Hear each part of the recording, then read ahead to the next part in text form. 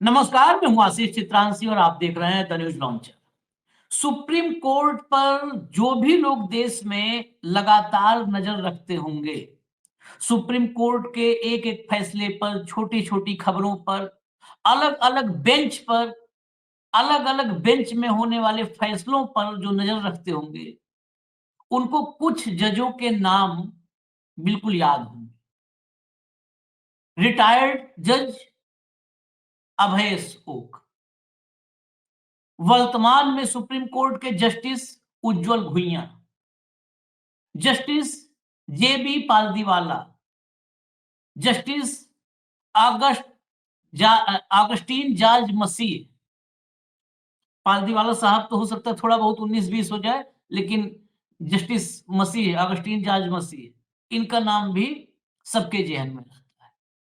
Justice Amanatullah, अब ये कई बार नाम लेने पे लोगों को लगेगा अच्छा एक मुसलमान है इसलिए नाम ले लिया, एक क्रिश्चियन है इसलिए नाम ले लिया, ऐसा नहीं।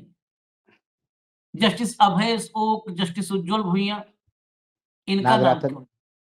जस्टिस नागरत्ना, जस्टिस नागरत्न बीवी नागरत्ना, नागरत्न ये नाम, ये छोटा सा नाम भाव ने याद दिला दिया। भाव को लाइए फटाफट, पहले लाइए, जोड़िए। स्वागत है भाव। ये नाम है जो सबके जेहन में। जस्टिस अभय ओक और जस्टिस उज्जवल भुइयां की जोड़ी एक बन गई थी। जनरली जो जब भी डबल बेंच होती थी तो साथ रहते थे। सबसे मतलब पिछले अगर 2 दशक, 2.5 दशक जब से सुप्रीम कोर्ट के कामकाज को थोड़ा करीब से हम देखने लगे, तब से ये जो जोड़ी थी, ये डबल बेंच, इससे जबरदस्त कोई नहीं। इनके पास अगर आपका केस लिस्ट हुआ है तो इंसाफ की उम्मीद जग जाती थी, अन्यथा सुप्रीम कोर्ट तो कैसे चल रहा है, कैसे भगवान से पूछा जाता है कान में, नंदी बैल के एक कान में बोलने पर मुंह से क्या नंदी बैल का आदेश आता है, ये सब देख रहे हैं देश में लोग। और ये कबूलनामा हम नहीं कर रहे हैं, ये हमारे सुप्रीम कोर्ट के पूर्व सीजेआई चंद्रचूड़ ने बताया था जब भगवान से पूछ के जजमेंट दिए थे। तो सुप्रीम कोर्ट में गवई साहब रिटायर हो गए। आज की सबसे बड़ी खबर यह है देश में कि सूर्यकांत के शपथ ग्रहण में जो सीजेआई की कार थी मर्सिडीज ऑफिशियल, उससे गए थे गवई। और जब शपथ ले लिया सूर्यकांत ने, तो अपनी कार दे दी गवई ने सूर्यकांत को, अपनी नहीं ऑफिशियल कार, और कहा आप सीजेआई हैं, आप इससे जाइए। अरे इसमें खबर क्या है भाई? खबर क्या है? कार सीजीआई के लिए थी, सीजीआई अब नहीं रहे तो दोगे ही कि चंद्रचूड़ जैसे 8 महीना बंगला कब्जा कर बैठ जाओगे सीजीआई का? ये खबर है? किसी का हक देना अगर इस देश में खबर है तो लानत और थू है ऐसी खबरों। खबर यह है कि सुप्रीम कोर्ट में गवई का आखिरी 10 दिन, आखिरी हफ्ता कम से कम बहुत जोरदार था। सरकार जहां जहां फंसी थी और जहां जहां निकल सकती थी, निकलने की गुंजाइश जहां जहां थी, आखिरी हफ्ते में निकल गई। गवई साहब ने अपने कार्यकाल में कुछ फैसले दिए, जोरदार दिए फैसले, सब पर चर्चा करेंगे। मैं क्लियर पहले कर दूं पूरा जो हमारा चौहद्दी है आज चर्चा की। कुछ जोरदार फैसले दिए, लेकिन उन फैसलों के अमल पर यानी एग्जीक्यूशन पर कभी उनका फोकस नहीं रहा। फैसले जोरदार, एग्जीक्यूशन बिल्कुल जीरो। फूहड़। जाते जाते भी विदाई भाषण में कहा कि जो बुलडोजर जस्टिस था उस पर मेरा फैसला सबसे दिल के करीब था। उनके उस फैसले के बाद बुलडोजर के पहिए पर कब ब्रेक लगा, जरा यह भी तो ध्यान होना चाहिए कि मंगल ग्रह पे रहते हैं। यही बातें चुभ जाती हैं न्यायपालिका को कि हम जस्टिस और ये 2 कौड़ी का आदमी हम पर सवाल उठा रहा है। उठाएगा 2 कौड़ी का आदमी, क्योंकि ये संविधान ने हमको अधिकार दिया। एग्जीक्यूशन क्या हुआ? सिफर। आपके बुलडोजर फैसले को इस देश के तमाम डबल इंजन वाले मुख्यमंत्रियों ने ठेंगे पे रखा, रद्दी की टोकरी में रखा आपका आदेश। अपनी पीठ अपना ही हाथ घुमा करके चलिए, फिटनेस अच्छी है आपकी कि बुढ़ापे में रिटायर होने तक आपका हाथ इतना पीछे जाता है कि अपनी ही पीठ आप ठोक लेते हैं। यही फिटनेस आपकी उपलब्धि है। 5 ट्रिलियन इकोनॉमी जिस देश को मोदी बनाने जा रहे हैं, वहां पर 20,000 करोड़ रुपए। आपके विदाई भाषण में यह भी था कि मेरे दिल के करीब कौन से फैसले रहे? पर्यावरण बचाने वाले फैसले। Same on this 5 trillion economy Modi ji बनाएंगे और देश का सीजीआई इस देश के पर्यावरण को खोखला कर देने वाले 20,000 करोड़ की परियोजनाओं को 20,000 करोड़ के नुकसान के नाम पर हरी झंडी दिखा करके केंद्र सरकार को रास्ता दिखा देता है। हाँ, 5 ट्रिलियन इकोनॉमी 20,000 करोड़ रुपए, इतना तो ब्याज भरता है अडानी कर्जे का, जितना बचा रहे थे देश के लिए। एक जनरेशन, भारत की भावी पीढ़ियां 20,000 रुपए के लिए कुर्बान हो जाएंगी। वाह सीजीआई साहब, वाह पूर्व सीजीआई साहब। सुप्रीम कोर्ट में सबसे ईमानदार जस्टिस जो आज की तारीख में वहां पर है, सबसे ईमानदार में हो सकता है मैं लिख के थोड़ा गलती कर दूं, मतलब जो 2 4 5 ईमानदार हैं उसमें से एक, उन्होंने सुप्रीम कोर्ट में ही रिटायरमेंट से पहले गवई जी की क्लास लगाई। लेकिन गवई जी को गर्व ये है कि उसके बावजूद मैंने फैसले में एक शब्द नहीं बदला। वाह रे गर्व, वाह क्या गर्व है। दरअसल गवई रिटायर होने के बाद एक्सपोज हो गए, असली चेहरा आ गया। रिटायरमेंट के पहले भी दिख गया था, हमने तो देख ही लिया था, और बिना किसी अवमानना की परवाह किए हमने सवाल भी खड़े किए थे और खड़े करने पड़ेंगे। अब चलता हूं मैं भाव पास, क्योंकि इंट्रोडक्शन में उन सबको मैंने थोड़ा थोड़ा टच कर दिया है। लाइए खबर दिखाइए, खबर दिखाइए। सीजीआई गवई को चुभ गई जस्टिस भुइयां की कौन सी बात, वही जस्टिस उज्जवल भुइयां जिनकी अभी हमने चर्चा की। सुप्रीम कोर्ट से विदाई पर बताया सबसे खराब अनुभव। आगे बढ़िए। सीजीआई बी आर गवई ने सुनाया कैसा फैसला कि नाराज हो गए जज। एससी में हुई तीखी बहस सुप्रीम कोर्ट में। तीखी बहस नहीं, क्लास थी। काम पूरा होने के बाद पर्यावरण मंजूरी पर रोक का फैसला सुप्रीम कोर्ट ने पलटा। शीर्ष कोर्ट यानी सुप्रीम कोर्ट ने पलटा कि 2-1 से फैसला हुआ। इस फैसले के खिलाफ थे उज्जवल भुइयां, और मई में 16 मई में जस्टिस अभय ओक जब थे सुप्रीम कोर्ट में, तो जस्टिस ओक और जस्टिस भुइयां इन दोनों ने यह फैसला दिया था जिसको गवई जी ने पलटा। और क्या कहा? 20,000 करोड़ का नुकसान होगा। सीजीआई का तर्क, तर्क देख लीजिए, लिखा है फैसला नहीं पलटे तो 20,000 करोड़ की परियोजनाएं ध्वस्त करनी होंगी। परियोजनाएं इस देश की छाती पर, इस देश की आत्मा पर थोड़ो बना दोगे। 20,000 करोड़ की परियोजनाएं एक बार ध्वस्त तो करो, आगे हिम्मत न करें। अब ऊपर से क्या देखिए, रिटायरमेंट के बाद, रिटायरमेंट के बाद अभी ज्ञान देखिए।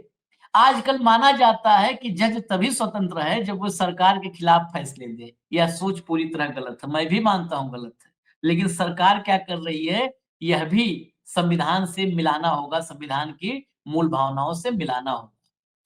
न्यायिक नियुक्तियों को लेकर के उन्होंने कहा कि कॉलेजियम की व्यवस्था अच्छी है, अच्छी तरह कॉलेजियम काम कर रही है, क्योंकि इसी कॉलेजियम से भतीजे भांजे सब जज बन रहे हैं, प्रवक्ता वगैरह, तो अच्छी होगी।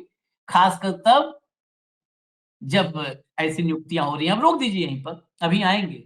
अभी आज जस्टिस नागरत्ना पर जो इनका तर्क है, वो तर्कों के साथ सामूहिक व्यभिचार है।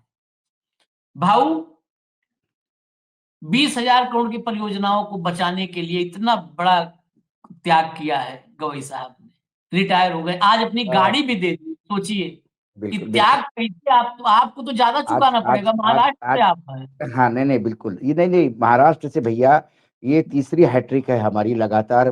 हमने मतलब जिसपे मुझे गर्व की जगह शर्म आती है, बोबड़े साहब है, चंद्रचूड़ जी है, और फिर ये भूषण गवई है। इनके साथ थोड़ा मुझे ज्यादा व्यक्तिगत रूप से मुझे बहुत बुरा लगता है, क्योंकि मैं परिवार से व्यक्तिगत रूप से जुड़ा हुआ था, उनके पिता से। इनसे मैं हम्म, ना जोड़ो तो ज्यादा अच्छा। लेकिन सबसे पहले मैं आशीष जी, एक खबर अभी अभी अभी आई है हम्म, कि फिल्म इंडस्ट्री के ही मैन धर्मेंद्र अब नहीं रहे। हम्म, उनका अंतिम संस्कार विले पार्ले स्मशान गृह में हो रहा है। परिवार हम्म, स्मशान गृह में पहुंच गया, इंडस्ट्री पहुंच गई है। हम्म, ये हम्म, भाजपा के पूर्व सांसद भी रहे हैं, इनका बेटा भी पूर्व सांसद रहा है, और इनकी दूसरी पत्नी हेमा मालिनी वर्तमान में बीजेपी की सांसद है। धर्मेंद्र एक ठेठ गांव से आकर इंडस्ट्री में छाए, और एक उनका एक अपना समय था, उनका एक अपना वजूद था। हम आप सभी की तरफ से, हमारे चैनल की तरफ से उन्हें श्रद्धांजलि देते हैं। और अब श्रद्धांजलि बार बार हम संविधान को भी देते आ रहे हैं, श्रद्धांजलि न्यायपालिका को भी देने का आज का दिन है, ऐसा मुझे मानता हूं, क्योंकि हम एक विश्लेषण कर रहे हैं पूर्व सीजीआई का। आशीष जी, जब मैं पढ़ रहा था इसके बारे में, तो एक फ्रंटलाइन जो मैगजीन है हिंदू ग्रुप की, उसमें जो एक मैं पैराग्राफ आपको पढ़ के देता हूँ, मुझे लगता है वो पूरा जिस्ट है इसमें। उन्होंने एक सौरभ दास है जो इन्वेस्टिगेटिव जर्नलिस्ट भी है और सुप्रीम कोर्ट को कवर करते हैं, उन्होंने लिखा भूषण गवई के बारे में, he authored bold judgments, he authored bold judgments but refused to enforce them. उन्होंने बहुत ही बोल्ड जजमेंट लिखे, बहुत बढ़िया जजमेंट लिखे, लेकिन उन्हें लागू करने के लिए मना किया। He was situational, selective and differential to executive convenience. वो सरकार के लिए, एग्जीक्यूटिव के लिए, सरकार तंत्र के लिए सिचुएशनल थे, सिचुएशन के हिसाब से चलते थे, सिलेक्टिव थे और इनडिफरेंट थे, थोड़े से अलग थे। काय के लिए? सरकार के कन्वीनियंस के, सरकारी पक्ष को सुविधा देने के लिए। व्हेन इट मैटर मोस्ट, जब सबसे ज्यादा संविधान को उनकी जरूरत थी, देश के लोगों को उनकी जरूरत थी, तब वो सिलेक्टिव और कन्वीनियंस के हिसाब से सरकार के पक्ष में रहे। ये इनके पूरे कार्यकाल का जिस्ट है। ये अपने आप की पीठ थपथपाने का आजकल सबको अधिकार है, कोई प्रॉब्लम नहीं। आप भी आप स्वयंभू करो, प्रधानमंत्री ही खुद की पीठ थपथपाते हैं तो सीजीआई तो थपथपाएंगे। अब आपने 2-3 बातें कही, बुलडोजर की बात कही, सही कहा। कोई भी मुख्य न्यायाधीश का निर्णय देने के बाद हड़कंप मचता है, पूरा सिस्टम बदलता है, पूरा सिस्टम एक लाइन में आ जाता है, क्योंकि न्यायपालिका ने आदेश दिया है। यह पहली बार हुआ सर्वोच्च न्यायालय के मुख्य न्यायाधीश ने आदेश देने के बाद भी उसी निर्णय को, गवई जी के निर्णय को, विभिन्न राज्य सरकारें डबल इंजन की बुलडोजर के नीचे कुचलते रहे और ये शांत रहे। निर्णय दे दिया, मेरा काम हो गया। वाई वाई लुट ली, तालियां बजा ली, थालियां बजा ली, पेपर में हेडलाइन आ गई, चैनलों में चर्चा हो गई, गरीबों के मसीहा साबित हो गए, सब तगमा लग गया। क्रियान्वयन क्या? यदि न्याय देना और न्याय हुआ ये दिखना, ये दो अलग अलग बातें हैं। न्यायपालिका का सिद्धांत है ये, सबसे बड़ा सिद्धांत। सिर्फ न्याय देने से काम नहीं चलेगा, न्याय हुआ ये दिखना चाहिए। न्याय तो बहुत दिया आपने, न्याय हुआ क्या? बुलडोजर रुके क्या? उसके बाद बुलडोजर लगातार चलते रहे, क्योंकि जैसा आशीष जी ने कहा, ठेंगा दिखाते रहे आपको विभिन्न राज्य सरकारें डबल इंजन की, और आप दुर्लक्ष्य करते रहे उधर। इससे आपने अपनी बेइज्जती करवाई, उस सर्वोच्च न्यायालय की एक गरिमा थी उसको नीचे गिराया। आप कहते हैं कलीजियम अच्छा है, अरे वाह, क्यों नहीं अच्छा होगा? जब अपने भांजे को अंदर घुसाड़ना होगा, सत्ता पक्ष के प्रवक्ता को अंदर जज के चेयर पे बिठाना होगा, तो ये तो अच्छा ही होगा। कोलिजियम अच्छा तब होगा जब वो संविधान के अनुसार चलेगा और ये प्रयास करेगा कि जजों के चेयर पे वो लोग आए जो निष्पक्ष हो, जो वाकई हकदार है। क्या आपका भांजा हकदार है? मैं आगे चल के सवाल पूछता हूं, क्या आप हकदार थे? आप उच्च न्यायालय में भी न्यायाधीश बनने के हकदार थे, या राजनीतिक आपका वजूद था इसलिए आप बने? सवाल ये है। कौन से ऐसे लैंडमार्क जजमेंट आपने वकील होते हुए दिलवाए? एज ए लॉयर आपका क्या इंपैक्ट रहा?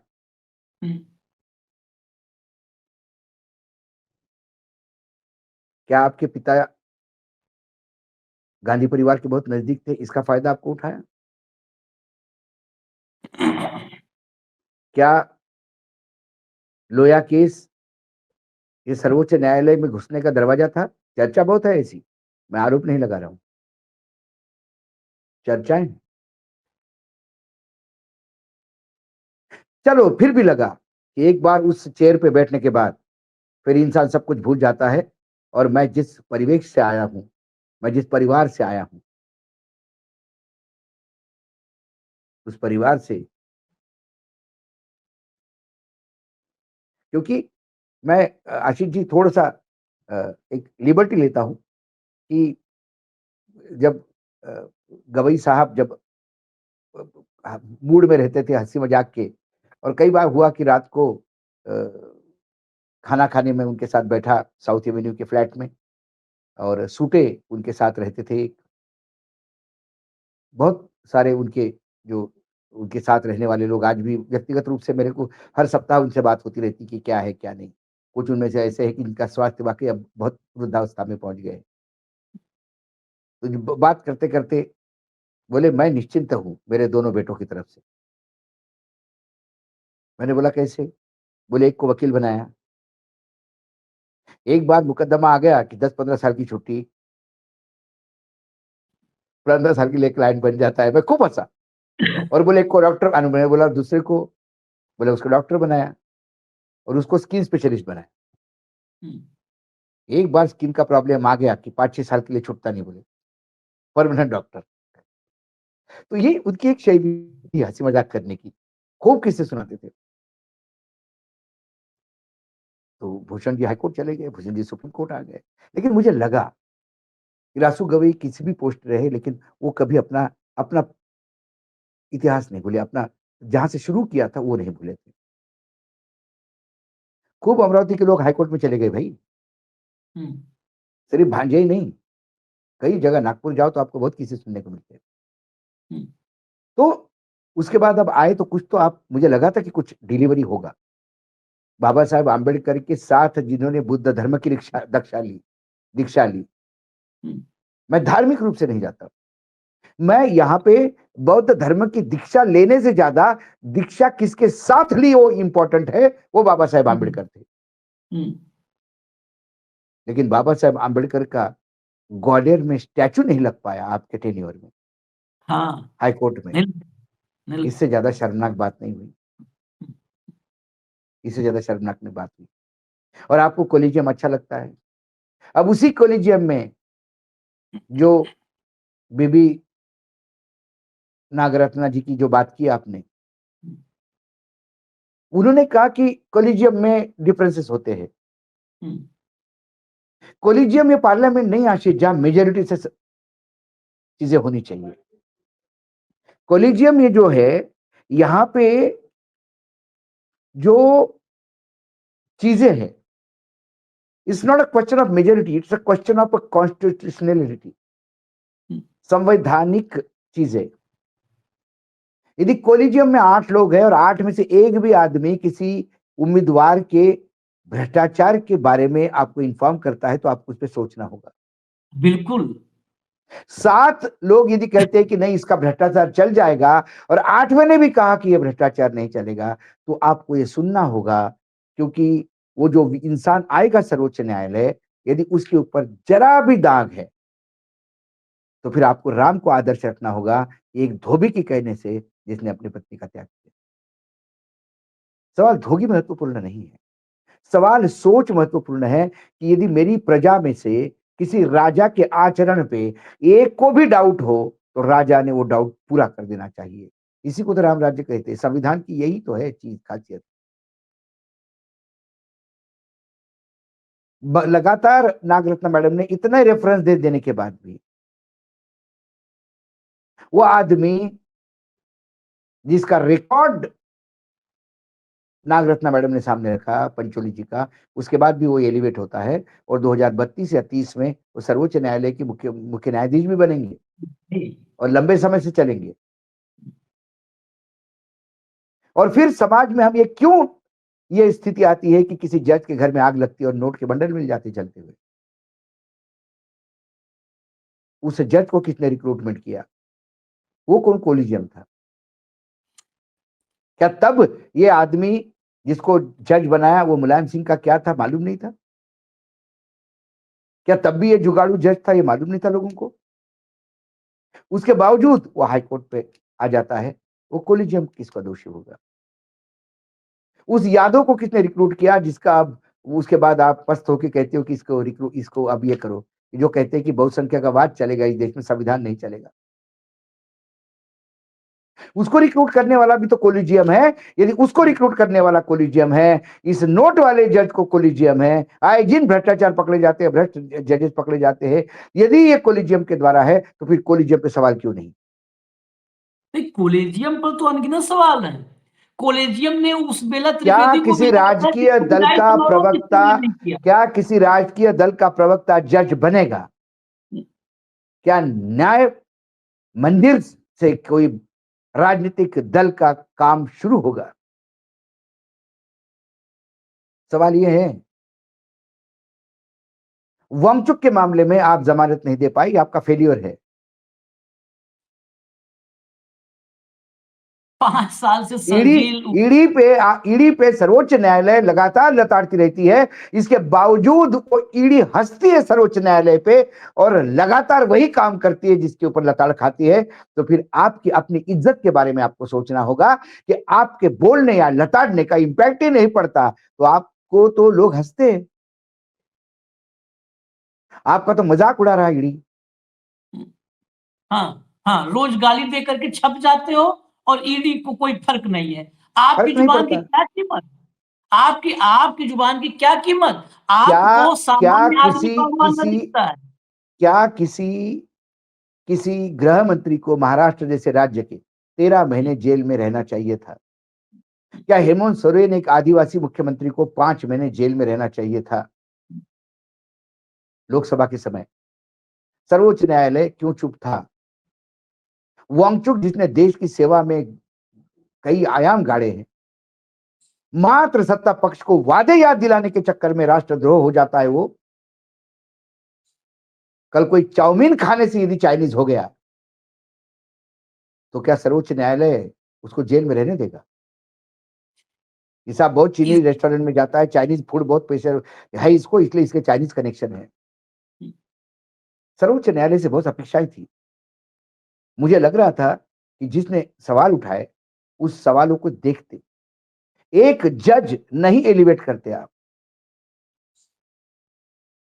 उसके बाद एक जज जो लगातार जनहित में निर्णय देता आ रहा है, उसने अपना ट्रांसफर मांगा। आपने उसका ट्रांसफर किया इंदौर से और उसने ट्रांसफर इसलिए मांगा कि मेरी बेटी अब हाईकोर्ट में प्रैक्टिस करना शुरू करेगी। मैं नहीं चाहता कि पूरे हाईकोर्ट के किसी भी बेंच में मैं मध्य प्रदेश में रहूं। नहीं नहीं नहीं नहीं बाबू, ये तो पहले ये तो पहली जब पहले शुरुआत में जज बने थे तब का है। बाद में तो ये नहीं विजय नहीं शाह की वजह ये से हुआ था। हाँ ना। बाद नहीं में नहीं विजय शाह की वजह से। नहीं विजय नहीं, उन्होंने इसके पहले भी लैंडमार्क जजमेंट दिया आशीष। हाँ हाँ। उस तो जज ने बहुत अच्छे जजमेंट दिए हैं। और तो उनको जगह। विजय शाह के बाद तो वो सरकार के लिए किरकिरी बन गए। और ये देश देखिए, इस देश में देश की होनहार महिला सैन्य अधिकारी जिसकी कई पीढ़ियां आजादी के आंदोलन से लेके झांसी की रानी के साथ जिनका परिवार रहा है,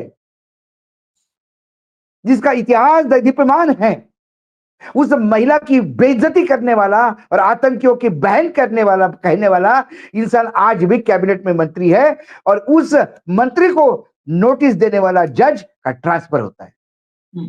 और उसका ट्रांसफर जब सर्वोच्च न्यायालय करता है तो सरकार एक एप्लीकेशन लगाती है कि इनको इलाहाबाद भेज दो। हाँ। और सरकार कौन होती है? सरकार सर्वोच्च न्यायालय के ट्रांसफर में अड़ंगा लगाने वाली। क्यों आप झुके सरकार के सामने? ये सवाल है भूषण गवई को।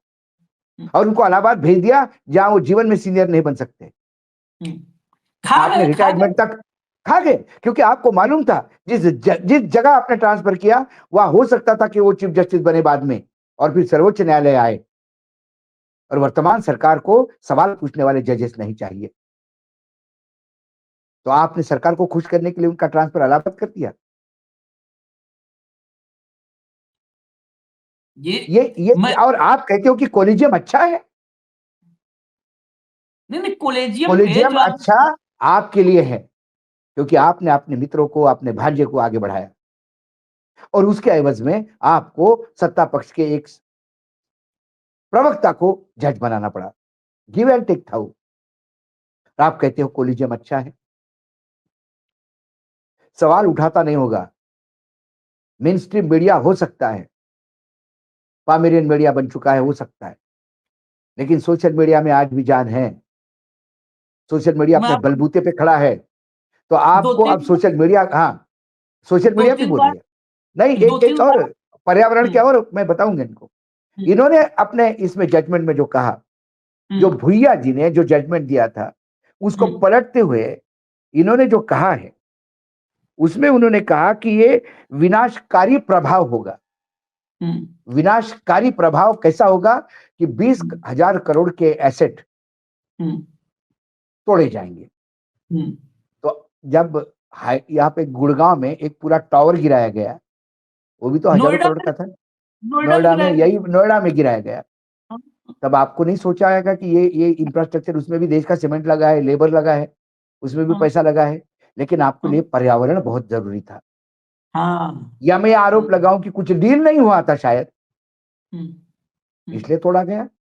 हम्म और आगे क्या कहते हैं जस्टिस हम्म गवई साहब ने कहा कि मैं जो देख रहा था हम्म कि ओडिशा में चल रहे, और उन्होंने 2-3 परियोजनाएं, ग्रीनफील्ड एयरपोर्ट और ओडिशा का एम्स का उदाहरण देते हुए हम्म सार्वजनिक, उन्होंने कहा कि सरकार द्वारा, मैंने सरकारी और सार्वजनिक उपक्रमों के परियोजना पर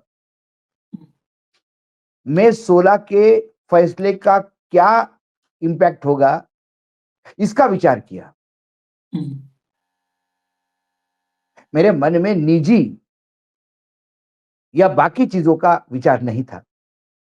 लेकिन जस्टिस भुइया क्या कहते हैं, उन्होंने जो अपनी 97 पन्नों की असहमति का जो फैसला दिया, हम्म। उसमें उन्होंने कहा कि पर्यावरण न्याय व्यवस्था की बुनियादी सिद्धांतों को अनदेखी की गई है।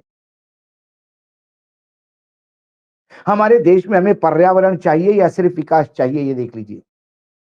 नहीं तो उस एम्स में इलाज के लिए बेड नहीं मिलेगा, हम्म। 900 बेड के हॉस्पिटल में, क्योंकि जब पर्यावरण खत्म होगा तो हर आदमी बीमार होगा। आपको पूरा विश्व आज पर्यावरण के लिए चिंतित है। हम्म।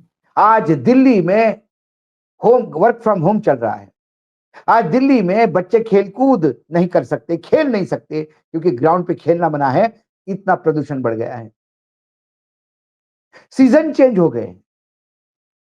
अपने आप को पर्यावरण के लिए लड़ने वाले कहते थे गवई जी, लेकिन गवई जी के इससे सिर्फ 20,000 करोड़ के सरकार की परियोजनाएं नहीं बची, हम्म। लाखों करोड़ का निवेश जो अडानी कर रहा है जंगल काट काट के, वो भी बचा है। क्या सरकारी परियोजना के पीछे निजी स्वार्थ को साधना था?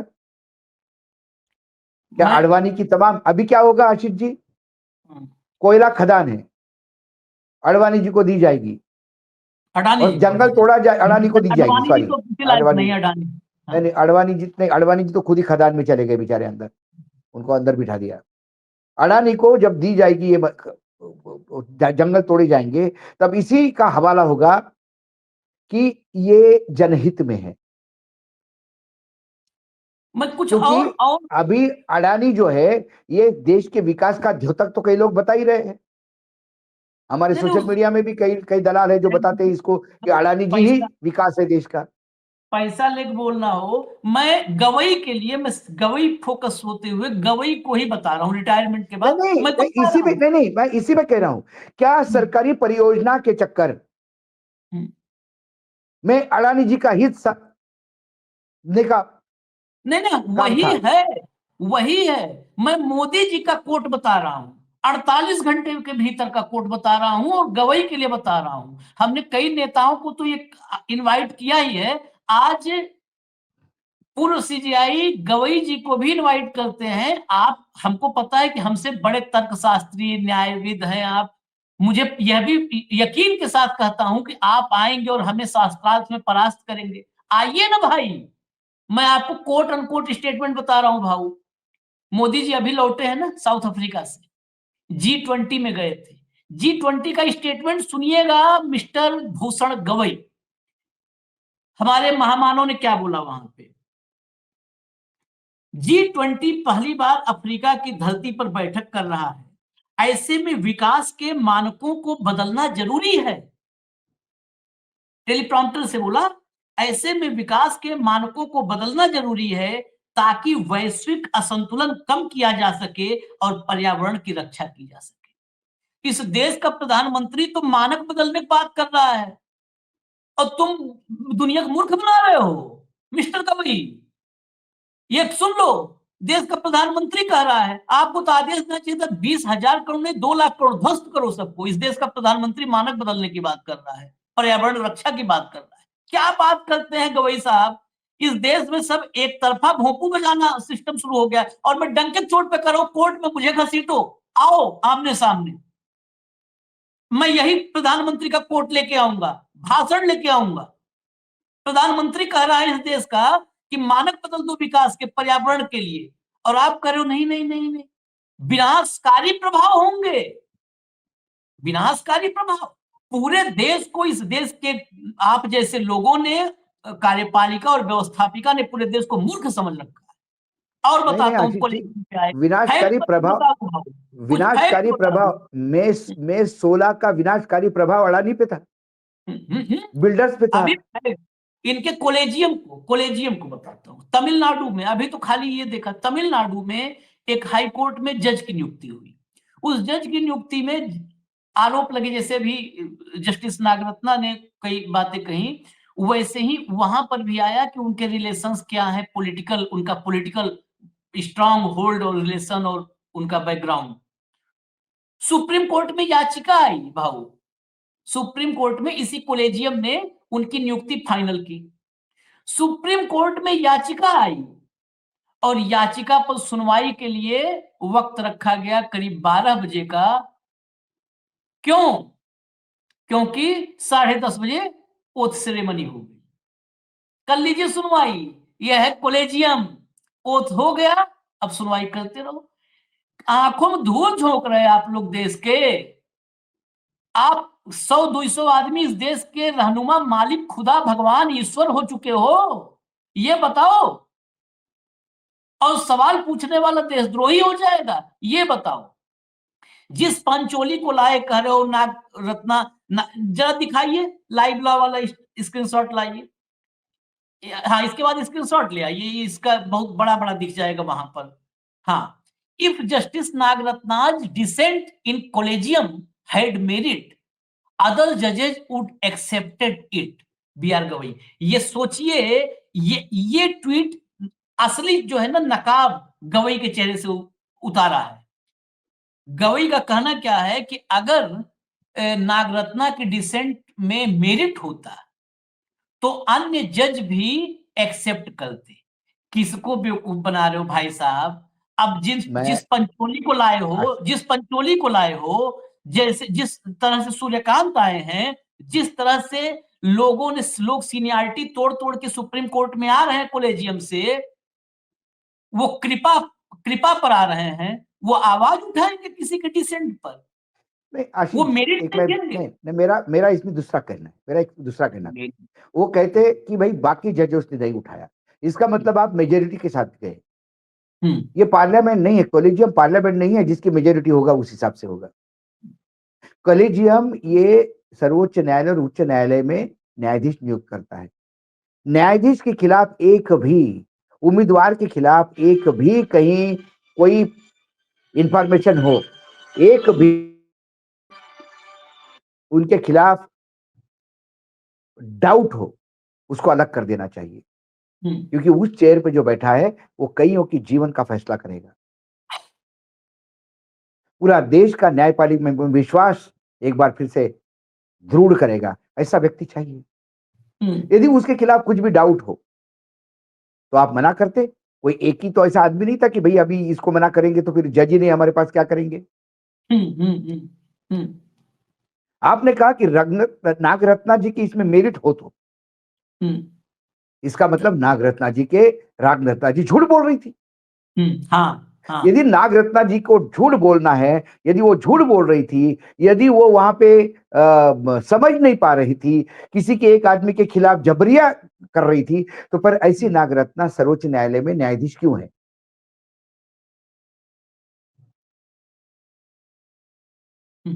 आपने ये बोल के नागरत्ना जी के ऊपर उंगली उठाई है, उनके समझ को चैलेंज कर दिया है, जबकि किसी के आदेश से मुझे लगता है कि आप अंधभक्त हो चुके थे।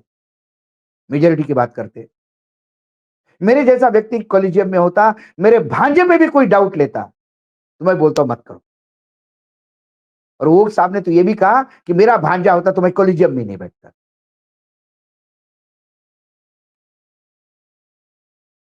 लेकिन ये हुआ है, तो फिर अब चलने सब दो। नहीं, अब तो मतलब ओक कल नहीं कल मैंने कहा कल जिसने जूता फेंका उसको भी ले आओ। नहीं नहीं, अब तो ओक बुरा, भुइया बुरा, नागरत्ना बुरा, यही आए हैं चंदन और दूध से नहा करके।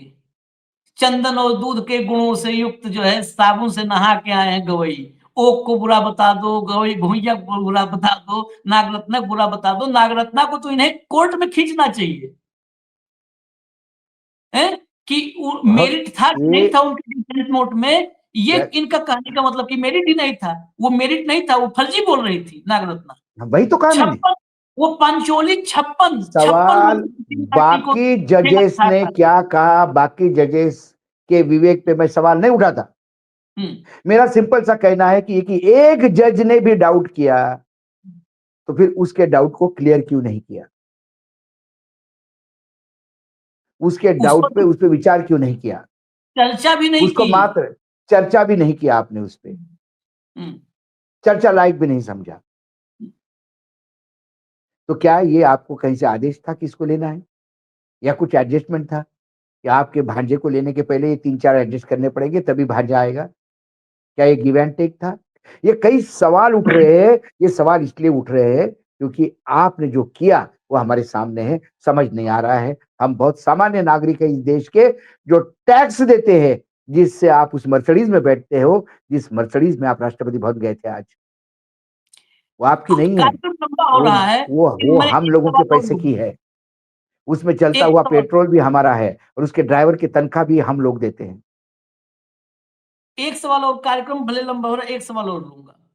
गवई, ये मैंने कई बार कहा है कि justice Mishra plus justice Gogoi plus justice Chandrachud plus justice Bobde equal to Gavai. इन्होंने सबको पीछे छोड़ा है रिकॉर्ड तोड़ते हुए। इन्होंने एक स्टेटमेंट इनका मैं पढ़ के बता रहा हूं। इन्होंने कहा है सोशल मीडिया पर बढ़ती नफरत भरी भाषा पर चिंता इनको है। कहा संविधान में अभिव्यक्ति की स्वतंत्रता पर लगाई गई उचित पाबंदियां, दर्शक गौर से सुने, गवई ने कहा कि संविधान में अभिव्यक्ति की स्वतंत्रता पर लगाई गई उचित पाबंदियां सोशल मीडिया पर फैल रहे हेट स्पीच की समस्या से निपटने के लिए पर्याप्त नहीं है। मतलब अभिव्यक्ति की स्वतंत्रता पर जो हल्की फुल्की पाबंदी है वो भी काफी नहीं है हेट स्पीच से निपटने के लिए। इस पर संसद को नए कानून और सिस्टम तंत्र बनाने की जरूरत है, इस पर विचार करना चाहिए। व्यक्तिगत रूप से मैं मानता हूं कि इस पर कोई ना कोई नियामक व्यवस्था जरूरी है। बस 1 मिनट इस पर मैं, एक सवाल मेरा है, एक सवाल है, ये मेरे सवाल भाव भाव भाव 1 मिनट, बस 1 मिनट। ठीक, बंद कर दो सोशल मीडिया, मैं तो कह रहा हूं बैन कर दो, यूट्यूब फेसबुक सब बैन कर दो, बैन कर दो।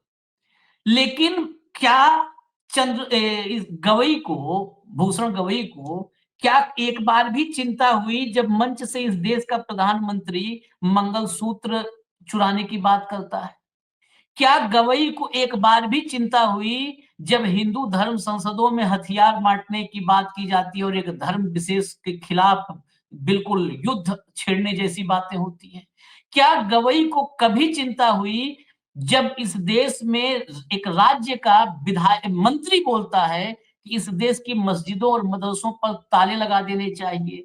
क्या कभी भी गवई को चिंता हुई जब इस देश के सबसे बड़े राज्य का एक मुख्यमंत्री बार बार एक धर्म विशेष पर सीधा टारगेट करता है कि इनको ठंडा कर दूंगा, इनको गर्म कर दूंगा, इनको मध्यम कर दूंगा, इनको पतीला कर दूंगा, इनको कटोरी कर दूंगा, चम्मच कर दूंगा, कभी कभी को चिंता हुई ये निहायत दोगलेपन का एग्जाम्पल नहीं है क्या? मैं अंग्रेजी में नहीं बोलूंगा हिपोक्रेसी, मैं हिंदी जानता हूं, हिंदी में दोगलापन बोलते हैं। ये निहायत दोगलेपन का एक उत्कृष्ट नमूना है कि नहीं है भाव? बिल्कुल है, और वो चिंता सरकार की भाषा होनी बोल, बिल्कुल। ये आज के डेट में सोशल मीडिया से डर किसको है? सवाल पूछने का, सवाल सुनने का डर जिसको है वो सोशल मीडिया से डरता है। और सोशल मीडिया में तो ये तो दुधारी तलवार है, आप भी तो यही कर रहे हैं। आप क्या कर रहे हैं? आपका जज ये बोलता है कि इस देश में संविधान नहीं चलेगा, इस देश में बहुसंख्यकवाद चलेगा। क्या कर लिया आपने? क्या कर लिया आपने? जब सर्वोच्च न्यायालय से टिप्पणियां आती है तो क्या न्यायालय भी बंद करें? आदेश दें। मंदिरों से जब ऐलान होते हैं तो क्या मंदिर बंद करें? कुंभ में धर्म सांसद हुई, उसमें एक संविधान पारित हुआ, धर्म संविधान, और 2035 तक लागू करने का टाइम लिमिट दे दिया। आप तो कस्टोडियन है इस देश के संविधान के। आपके पिता ने बौद्ध धर्म स्वीकारा था आंबेडकर जी के साथ, तो क्या उन आंबेडकर जी के द्वारा अध्यक्षता में बनाया हुआ संविधान की जगह मनुस्मृति निर्मित संविधान धर्म सांसद ला रही है? आपने क्या कभी उसका संज्ञान लिया? आपको सिर्फ संज्ञान अब सोशल मीडिया पे आ रहा है, क्योंकि सोशल मीडिया सवाल पूछ रहा है। सोशल मीडिया ही तो है जो कुकर्मों के ऊपर से चद्दर हटाता है, आईना दिखाता है। आपको आईना की जगह पे भी अपनी पेंटिंग चाहिए, ताकि जब भी देखो तो एक खूबसूरत हंसता हुआ नूरानी चेहरा दिखे। लाइए आप जितना दमन कर सकते हैं उतना करिए। सोशल मीडिया में जहर फैलता भी है, लेकिन इस जहर फैलने पर एक एक पत्रकार ने यह बोल दिया कि लगता है गोदी मीडिया हो गया, नहीं जज गोदी हो गए, तो आपने संज्ञान लिया। और बेला त्रिवेदी की जैसे जजेस को आप झेलते भी रहे। सारे महत्वपूर्ण केस जहां जहां सरकार फंसती थी वहीं वही ट्रांसफर गए। हाँ। क्या कहें इसको? एक गरीबों के लिए फ्री में लड़ने वाला वकील असीम सरोदे, वो कहता है कि सरकार के दबाव में न्यायपालिका है, उसके ऊपर 3 महीने का बैन लगा देता है महाराष्ट्र और गोवा का बार काउंसिल। सर्वोच्च न्यायालय ने उसको सुओ मोटो क्यों नहीं लिया? कहां गया था तब आपका विचार? मैं आज भी उस सौरव दास को सैल्यूट करता हूं, क्या आकलन किया उसने। ये सिचुएशनल आदमी है, सिचुएशन देख के बात करता है, situational, selective and differential to executive convenience. सरकार के सुविधा अनुसार आप सिलेक्टिव हो जाते हो, सरकार के सुविधा अनुसार आप अपने आप को भी बदल लेते हो। तो आपका कार्यकाल 6 महीने का रहा। शायद भारत के कुछ अच्छे लोगों ने, जो भारत के वासी हैं, जो इस देश पे प्रेम करते हैं, उन्होंने पूर्व जन्म में कुछ अच्छे काम किए जो 6 महीने ही आप रहे। यदि आप 2.5-3 साल रहते,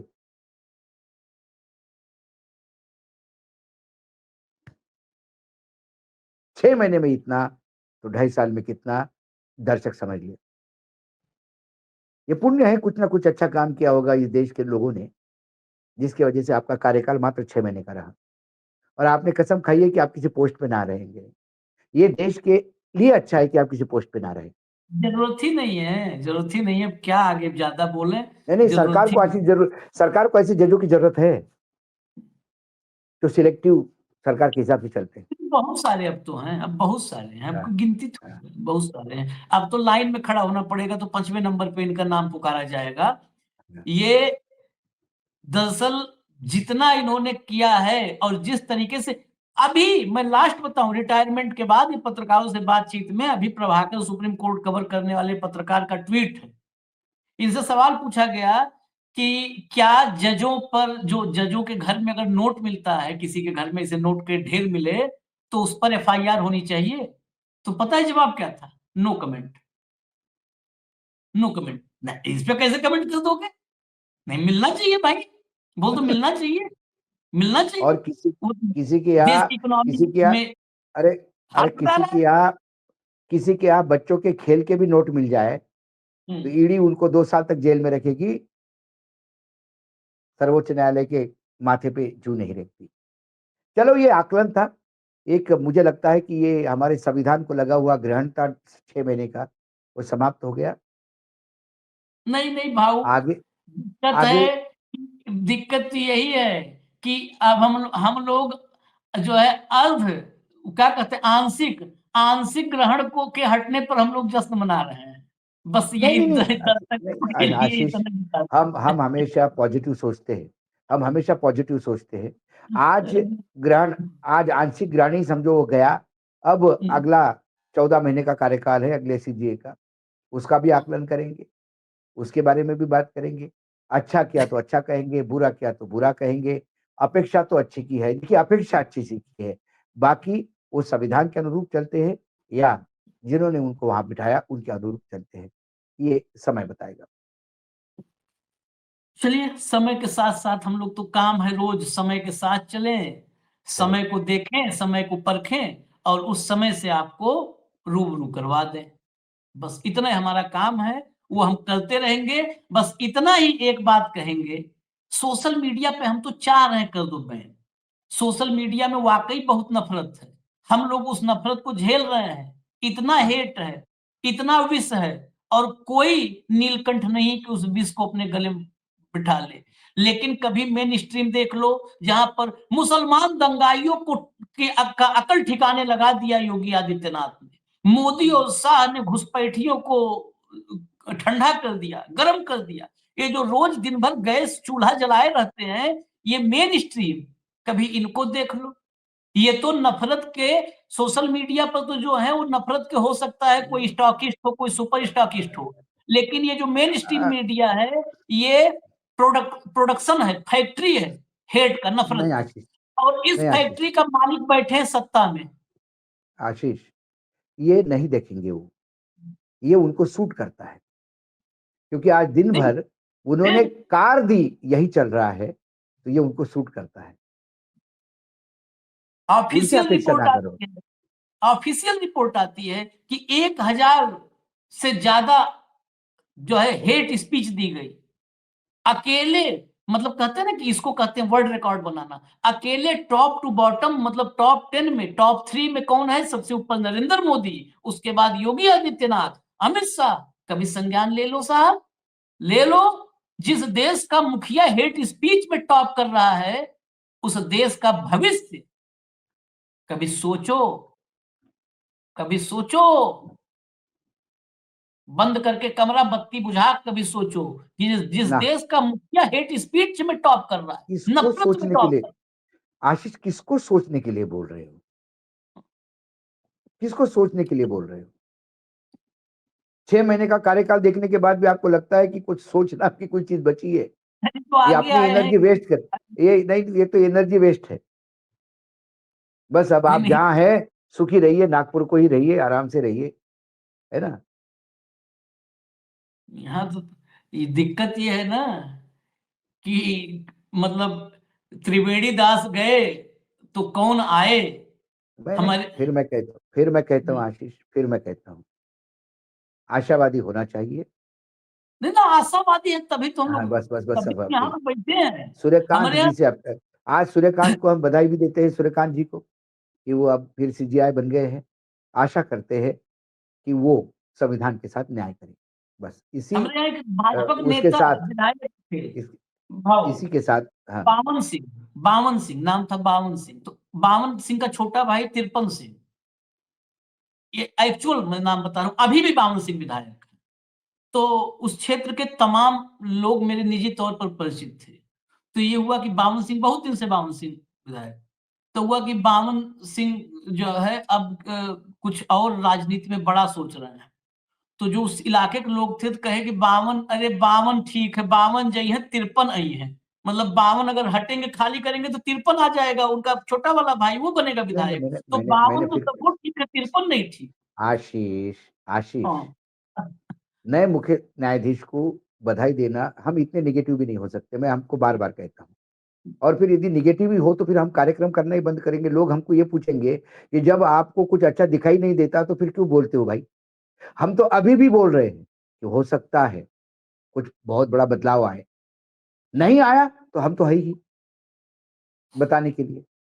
लेकिन आज हम नहीं उनको शुभकामनाएँ देते हैं, शुभेच्छा देते हैं और हमारी एक ही शुभकामना है, संविधान को सर्वोपरि रख के काम करिएगा। संविधान बचा रहेगा तो देश बचा रहेगा, ये न्यायपालिका भी बची रहेगी।